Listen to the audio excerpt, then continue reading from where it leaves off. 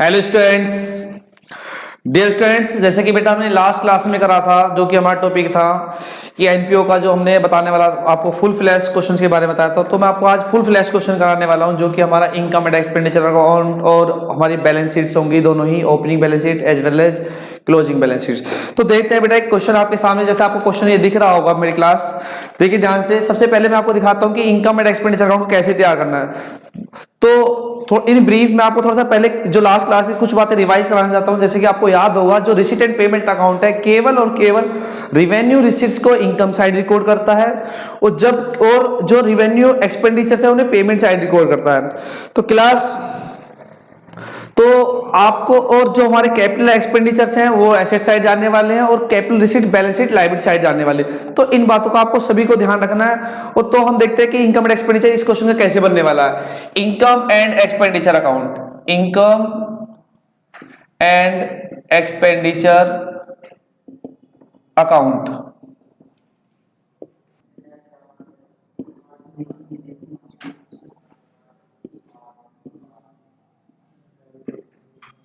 Liability amount, assets amount, closing balance sheets amount, liability, assets amount. So start class. बेटा जैसे कि मेरे question में पहले आपको बैलेंस बीडी दे रखा है। जो बैलेंस बीडी है 7890, ये हमारा बेटा opening cash, opening bank balance है, जो कि ओपनिंग बैलेंस में है। आपको ध्यान रखना है, जब आप ओपनिंग बैलेंस में जो भी बैलेंसेस डालेंगे वो आपका ओपनिंग डेट को गिवन होगा। जैसे कि बेटा मेरा क्वेश्चन में जो हमारा ईयर है वो हमारा ईयर है 1 अप्रैल से स्टार्ट होगा, 1 अप्रैल 2019 और एंड होगा 31 मार्च 2020। तो बेटा जो 1 अप्रैल 2019 है हमारी ओपनिंग डेट है। अगर इस डेट को हमारा कोई भी बैलेंस होता है वो ओपनिंग बैलेंस शीट में जाने वाला है, ठीक है। अगर वो आपकी एसेट्स है तो एसेट साइड, अगर लायबिलिटी है तो लायबिलिटी साइड। जैसे कि बैलेंस बीडी दे रखा है, ये कैश और बैंक है। जैसे कि हम जानते हैं कैश या बैंक हमारा एसेट्स होता है, इसी वजह से हम जो बैलेंस बीडी है वो ओपनिंग बैलेंस शीट में एसेट साइड डालने वाले हैं, बैलेंस बीडी। अगर आप इतना डालते हैं तो आपको हाफ मार्क्स मिल जाता है, 7890। सेकंड इसके लिए लिखा है सब्सक्रिप्शन। सब्सक्रिप्शन जैसे कि बेटा सब्सक्रिप्शन जो एनपीओ की एक इनकम है, रेगुलर इनकम, जैसे कि आपको लास्ट क्लास में बताया था। और जो रेगुलर इनकम है इट मींस कहीं ना कहीं वो रिवेन्यू रिसिप्ट है, और रिवेन्यू रिसिप्ट को हम इनकम साइड डालते हैं। तो सब्सक्रिप्शन एज पर क्वेश्चन, जो सब्सक्रिप्शन क्वेश्चन में मेरे को गिवन है क्लास, मेरे को सब्सक्रिप्शन का अमाउंट गिवन है 5200 52,000। लेकिन इसमें मैंने नीचे देखा ध्यान से तो एडजस्टमेंट भी है। एडजस्टमेंट जो है इसके अंदर सब्सक्रिप्शन आउटस्टैंडिंग बिगिनिंग में भी आउटस्टैंडिंग दे रखी है क्लास, और एंड में भी आउटस्टैंडिंग दे रखी है। According to rule outstanding at beginning बेटा लेस होता है, लाल याद रखेंगे। Outstanding at beginning, outstanding at beginning, जो मेरी आउटस्टैंडिंग एट बिगिनिंग है सब्सक्रिप्शन क्लास वो है 10,000, जो कि लेस होने वाली है अकॉर्डिंग टू रूल। और आउटस्टैंडिंग एट एंड जो है बेटा प्लस होने वाली है, जो कि मेरा अमाउंट है बेटे 18,000। अगर बेटा मैं इसकी कैलकुलेशन करता हूं तो मेरे पास आता है क्लास 50, 80, 60, 70, 60,000 अमाउंट। सब्सक्रिप्शन में 60,000 जाएगा। और आउटस्टैंडिंग एट बिगिनिंग आपको अगेन रिपीट करना है, बिगिनिंग जो होगा हमारा ओपनिंग बैलेंस शीट में है। अगर क्लास हमारी कोई इनकम आउटस्टैंडिंग है तो बेटा एसेट्स है। आपको कहीं ये याद रखना है कहीं ना कहीं, अगर इनकम आउटस्टैंडिंग है तो एसेट्स है, और एक्सपेंस आउटस्टैंडिंग है तो लायबिलिटी है। और अगर उल्टा ही करा जाए एडवांस के केस में, अगर कोई एक्सपेंस एडवांस पे कर दिए हैं तो एसेट्स है, जबकि अगर कोई इनकम एडवांस मिल चुकी है तो लायबिलिटी है। जैसा कि सब्सक्रिप्शन मेरी एक इनकम है और जो कि आउटस्टैंडिंग है, तो बिगिनिंग वाला ओपनिंग बैलेंस शीट में एसेट्स होगा। आउटस्टैंडिंग सब्सक्रिप्शन, इनकम आउटस्टैंडिंग है तो एसेट्स है, बिगिनिंग वाला बिगिनिंग ओपनिंग बैलेंस शीट में। Outstanding subscription 10,000, outstanding subscription outstanding at and closing balance sheet में आएगा 18,000, ठीक है। इसके नेक्स्ट लिखा लाइफ मेंबरशिप फी, और इस पे कोई एडजस्टमेंट नहीं है। और लाइफ मेंबरशिप फी जो हमें पता बेटा, अगर बिगिनिंग ना बोला हो, लाइफ मेंबरशिप फी एक हमारी कैपिटल रिसिप्ट होती है, capital receipt balance sheet liability side आती है। Life membership fee, life membership fee जो कि इसके अंदर हमें अमाउंट गिवन है 22,000 रुपीज, 22,000 रुपीज। इसके नीचे देखते हैं बेटा एंट्रेंस फी। लेकिन एंट्रेंस फी में बेटा क्या है, आप ध्यान से देखेंगे, एंट्रेंस फी में एक एडजस्टमेंट है 50% ट्रीटेड एज कैपिटल रिसिप्ट। अगर 50% कैपिटल रिसिप्ट है तो 50% रिवेन्यू रिसिप्ट है। रिवेन्यू रिसिप्ट को कहां डालने वाला हूं, इनकम साइड। जैसा कि हमारी जो एंट्रेंस फी है 3200 है, तो एंट्रेंस फी का 50%, एंट्रेंस फी का 50% रिवेन्यू होगा, 50% का मतलब 1600 हो गया कहीं ना कहीं। और दूसरा जो 50% रिमेनिंग है वो कैपिटल रिसिप्ट हो गई। Capital receipt balance sheet liability side. कौन सी balance sheet, closing.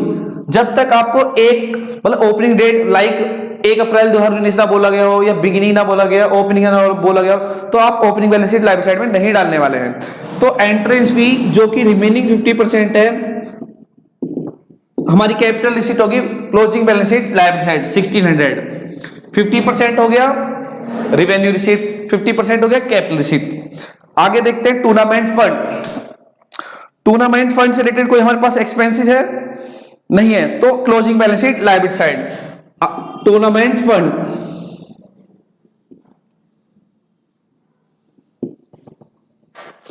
Tournament fund का जो मेरे को अमाउंट गिवन है क्वेश्चन के अंदर क्लास, जो कि 26,000 है, 26,000।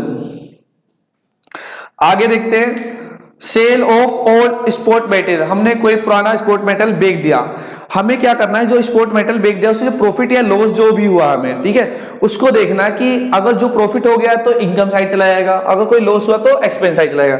सेल ऑफ स्पोर्ट मेटल देखा जा रहा है जैसे क्लास, इसके अंदर जो है कॉस्ट जो है 2200 की है, और जबकि इसको बेचा गया 2500 के लिए, तो हमारा गेन हो गया, gain on sale of sport material 300।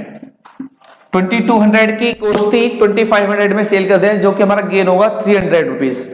Next इसके नीचे लिगेसी। बेटा लिगेसी अगर स्पेसिफिक पर्पस के लिए होती है तो कैपिटल रिसिप्ट होती है, जैसे कि मैंने आपको बताया था, जो मैंने की पॉइंट्स दिए थे लास्ट क्लास में आपको। और अगर स्पेसिफिक पर्पस नहीं है तो बेटा हमें उसे ट्रीट करना होगा as a revenue receipt, legacy. इसलिए रिवेन्यू ये हमारी इनकम मानी जाएगी, लिगेसी। जैसा कि क्वेश्चन के अकॉर्डिंग 37500 हमारी लिगेसी है। सेल ऑफ ओल्ड न्यूज़पेपर, कोई एडजस्टमेंट नहीं है, ये भी एक हमारी रिवेन्यू रिसिप्ट है। सेल ऑफ ओल्ड न्यूज़पेपर, जिसका अमाउंट देखते हैं क्लास 750 है। अब आता हूं मैं बेटा पेमेंट की तरफ। पेमेंट की तरफ सबसे पहले लिखा हुआ सैलरी। सैलरी बेटा कहीं ना कहीं हमारा खर्चा है, और खर्चे को सैलरी एक कैसा खर्चा है कि जैसे कि देखा जा रहा है सैलरी एक रिवेन्यू एक्सपेंडिचर, और रिवेन्यू एक्सपेंडिचर हमारा रिवेन्यू एक्सपेंडिचर को एक्सपेंडिचर साइड लिखने वाले हैं। अगर एक कैपिटल एक्सपेंडिचर होता तो बैलेंस शीट में आता। तो सैलरी का अमाउंट मेरे को क्वेश्चन के अकॉर्डिंग जो गिवन है, सैलरी मेरे पास है 11,000 रुपीज, लेकिन इस पे भी एडजस्टमेंट है क्वेश्चन के अंदर। नीचे देखेंगे आप, जैसा कि देख रहे हैं बेटे, सैलरी जो है आपकी D adjustment, prepaid salary. Prepaid salary को क्या किया जाता है बेटे, लेस किया जाता है। प्रीपेड सैलरी को क्या किया जाता है, less. Prepaid salary, prepaid salary rupees 5,000, 11,000 में 5,000 है तो यहां 6,000 आने वाला है। देन अगेन जो प्रीपेड सैलरी है वो एक एसेट है हमारा। जब तक आपको बिगिनिंग वगैरह कुछ ना बोला तो हमें क्लोजिंग बैलेंस शीट बनाना है। प्रीपेड सैलरी, अगर कोई एक्सपेंस प्रीपेड है तो हमारा एसेट्स बन जाता है। कितना था प्रीपेड सैलरी, 5,000। अगेन देखते हैं नीचे क्या लिखा हुआ है, इलेक्ट्रिसिटी। इलेक्ट्रिसिटी बिल एक हमारा रिवेन्यू एक्सपेंडिचर है, जो कि एक्सपेंडिचर साइड आने वाला है। इलेक्ट्रिसिटी बिल अमाउंट है इसका इलेक्ट्रिसिटी बिल का बेटा 5,500। ठीक है क्लास। बिलियर्ड टेबल, ये एक टेबल है। टेबल जैसे कि आप जानते हैं एक फिक्स एसेट्स है, और फिक्स एसेट्स को हम बैलेंस शीट में डालने वाले। और यहाँ पे कहीं ना कहीं ऐसा कुछ मेंशन नहीं है कि ये ओपनिंग डेट को परचेज किया। इट मींस ओपनिंग डेट मतलब 1 अप्रैल 2019 को, तो हमें एज्यूम करना होगा, ट्रीट करना होगा कि ड्यूरिंग द ईयर परचेज किया गया है, और ये ड्यूरिंग द ईयर परचेज किया गया तो हमें क्लोजिंग बैलेंस शीट में डालना होगा। और ये हमारा एक एसेट्स है बिलियर्ड टेबल। बिलियर्ड टेबल का जो अमाउंट है, बिलियर्ड टेबल का जो अमाउंट क्वेश्चन में मेरे को गिवन है क्लास 17,500। आगे लिखा हुआ ऑफिस एक्सपेंसेस। ऑफिस एक्सपेंसेस पे कोई एडजस्टमेंट नहीं है, इसे हम केवल एक रिवेन्यू एक्सपेंडिचर की तरह ट्रीट कर लेंगे। और ये रिवेन्यू एक्सपेंडिचर कितना होगा, 4,100।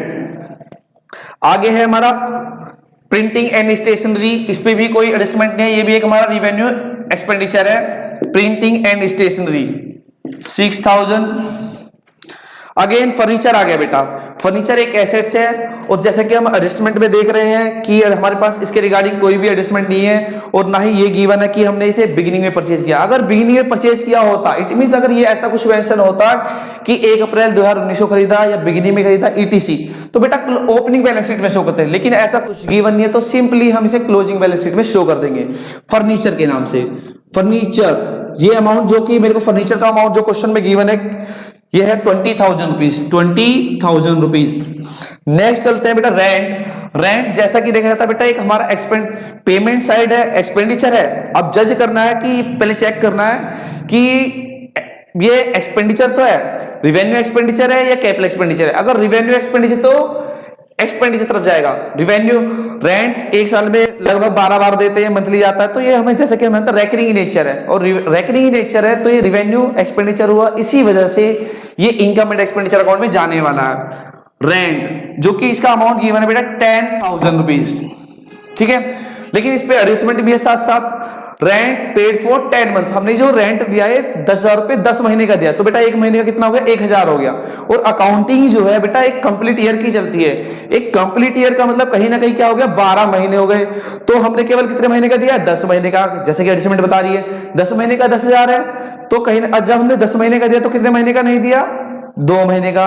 2 महीने का कितना 2,000 नहीं दिया। आउटस्टैंडिंग रेंट कितना है मेरे बच्चे 2,000। और आउटस्टैंडिंग रेंट को क्या करते हैं प्लस, ये 12,000 होगा। और एक एडजस्टमेंट के इफेक्ट कितने होते हैं 2, एक एडजस्टमेंट के इफेक्ट कितने होने वाले कम से कम 2, तो एक इफेक्ट तो हो गया प्लस हो गया। और आउटस्टैंडिंग रेंट क्या है एक लायबिलिटी है, क्या है कि लायबिलिटी है आउटस्टैंडिंग रेंट, ठीक है क्लास। आगे चलते हैं। इसके बाद दे रखा है मेरे को जर्नल एक्सपेंसेस, कोई एडजस्टमेंट नहीं है इसके पास। जर्नल एक्सपेंसेस अगर कोई एडजस्टमेंट है तो हम इसे सिंपली ऐसे ही उतार देंगे 3200। इसके बाद देखते हैं बुक्स बेटा हमारी एसेट्स हैं और यहां पे कहीं ऐसा गिवन नहीं है कि हमने ओपनिंग में परचेज किया है, बिगिनिंग में परचेज किया है, 1 अप्रैल 2019 को परचेज किया है, तो ये हमें क्लोजिंग बैलेंस शीट में एसेट साइड जाने वाली है बुक्स, जो कि हमारा एक एसेट्स है। बुक्स की अमाउंट हमें जो क्वेश्चन में गिवन है 17,000, क्लियर है। सेकंड देखते हैं पोस्टेज पे कोई एडजस्टमेंट, ये हमारा खर्चा है पोस्टेज जैसा क्लास दिया है मेरे को 300। आगे लिखा है फिक्स डिपॉजिट, जो फिक्स डिपॉजिट है बेटा हमने 30 जून को की है क्लास, तो जो कि हमारा ईयर जो है बेटा 31 मार्च को खत्म होता है, तो 9 मंथ्स के लिए हमें उस पर इंटरेस्ट मिलने वाला है। एफडी एक हमारा क्या है इन्वेस्टमेंट है, और उस पर जो हिडन एडजस्टमेंट है इसमें आप देखेंगे ध्यान से एफडी की जो वैल्यू है बेटा वो 18,000 है, और एफडी पे जो इंटरेस्ट मिल रहा है 10% पर एनम मिल रहा है। अगर 10% पर एनम है तो 9 मंथ्स का इंटरेस्ट कितना होगा 18,000 10% इंटू 9 मंथ, कुछ ऐसे निकालेंगे बेटा।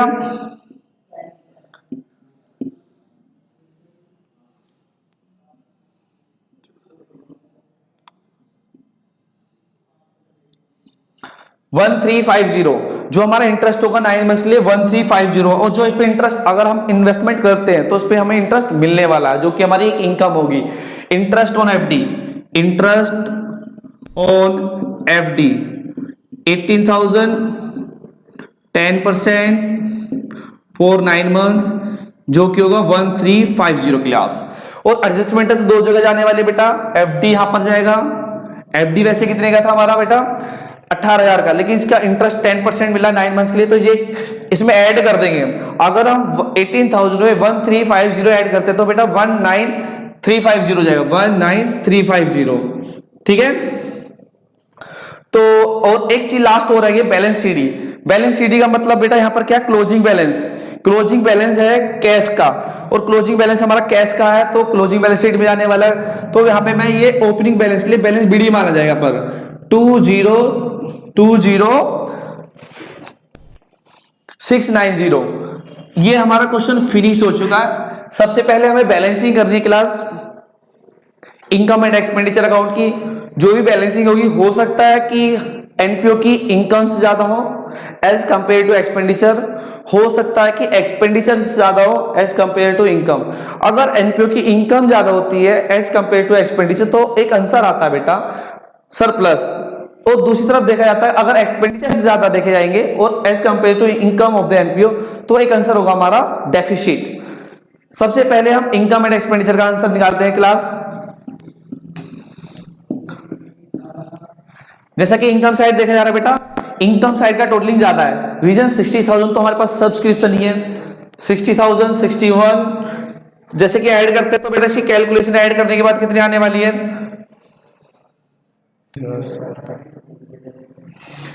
क्लास जैसे कि देखा जा रहा है कि बेटा जो हमारा टोटल है इनकम साइड का ज्यादा है, जो कि 1,01,500 है, 1,01,500। जो टोटलिंग हमारी हो सकता है कि इनकम साइड की ज्यादा हो सकता है कि एक्सपेंडिचर साइड की ज्यादा हो, लेकिन जो टोटलिंग ज्यादा होगी उसे हम दोनों तरफ लिखते हैं 1,01,500 1,01,500। और जो कम वाला है जैसे कि एक्सपेंडिचर साइड का मैंने टोटल किया तो बेटा 3,61,000 आ रहा है। अगर इससे लेस करने के बाद बैलेंसिंग इधर आने वाले तो बेटा आंसर हमारा होगा सरप्लस। क्या होगा आंसर? सरप्लस। सरप्लस जैसे कि देखा जाता है कि 004 ये आएगा आपका 11 में 6 5 9 3 6 65,400 65,400 ये हमारा सरप्लस हो गया। और ठीक है क्लास, और सरप्लस होने के बाद हम क्या निकालते हैं, जो मैंने आपको बेसिकली बताया भी होगा मेरी जो लास्ट वीडियो थी, जो ओपनिंग बैलेंस शीट है केवल और केवल उसका एक ही पर्पज है, कैपिटल फंड निकालने के लिए। कैपिटल फंड देखते हैं क्या आने वाला हमारा। बैलेंस शीट में केवल दो ही आइटम है, बैलेंस वीडियो और आउटस्टैंडिंग सब्सक्रिप्शन इन बिगिनिंग। जैसा एग्रीगेट करते हैं तो 80 ये आएगा आपका 17,890 17,890 तो ये हमारा कैपिटल फंड। जो भी balancing figure opening balance sheet की होती है उसे कैपिटल फंड कहा जाता है। क्या कहा जाता है? Capital fund. कैपिटल फंड मेरा कितना हो गया? 17890। ठीक है, अब हमारे दो आंसर हो चुके हैं, जैसे कि इनकम एंड एक्सपेंडिचर अकाउंट का आंसर हो चुका है सरप्लस और ओपनिंग बैलेंस शीट का आंसर हो चुका है कैपिटल फंड। अब जो हमारी जो क्लोजिंग बैलेंस शीट होगी, कैपिटल फंड को हमें प्लस कर देना है, यहाँ पे 17890 लिखना, और अगर सरप्लस होता तो हम इसमें ऐड कर देते हैं, और डेफिसिट होती है तो हम उसे लेस कर देते हैं। जैसे कि हमारा आंसर आया सरप्लस। सरप्लस की वैल्यू जो है हमारे पास, सरप्लस की वैल्यू है 65,400 65,400। अगर हम इसकी कैलकुलेशन करते हैं 90 12